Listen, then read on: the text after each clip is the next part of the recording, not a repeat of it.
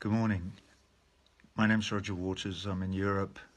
Today is the day of action. It's the 23rd of February 2019. There is a story here. It's about Venezuela. In 1998, after the Venezuelan people democratically elected a socialist government, the government nationalized the oil industry. That is maybe where this story starts. This did not go down well in the corridors of power. So 4 years later, aided and abetted by the US government, there was an attempted coup to remove Hugo Chavez, who was the president of the country then. The coup failed. It lasted bare 2 days. There was an enormous uprising of protest from the people of Venezuela in the streets who demanded the return of their president. So he was reinstated after 2 days. All right, that was in 2002. So what to do next? Well, what the United States did was Obama declared that Venezuela was a strategic threat to the United States, and they imposed economic sanctions and a blockade through banking systems of the country. 16 years later, those illegal and draconian sanctions have borne the fruit that the US required them to bear. They wanted to foment dissent in the country by destroying the economy and by encouraging inflation. And they have achieved that end. There is dissent, without question, in Venezuela. People are leaving Venezuela. Life is hard in Venezuela, particularly for poor people. It's mainly because of the inflation. It's a lie that there's no food. That's just wrong. There's tons of food, but it's too expensive for people to buy. So they're having another go at a coup right now.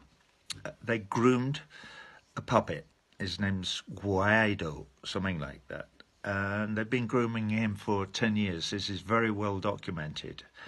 So now he is meeting with his puppet masters who are on the other end of a bridge in the neighboring country of Colombia, with a big line of C-130 American military transport planes, pretending that they are coming as saviors to save Venezuela from a crisis created by the current government.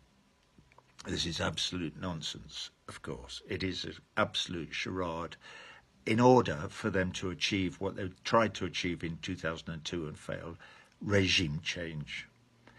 Because that government back in 1998 did something unthinkable to an American administration. It took the revenue from the oil industry and distributed it to all the Venezuelan people in social programs, even the poor people. Horror, horror, horror. Giving money to poor people? Why? Anyway, I'm not digressing because this is the main thrust of why I'm speaking to you today. But I'm running out of time. I'm told I have to get on with it, so we'll get on with it. I have a message for the puppet and for his masters from Washington, D.C. Hands off Venezuela. What you are doing is immoral and illegal. We support you, people of Venezuela, millions of us, all over the world, millions, despite what you might read in the newspapers. We love you. We wish you well. History will probably show that socialism in Venezuela was a light shining for the way we should possibly organize politics in the rest of the world. All right, so we're with you.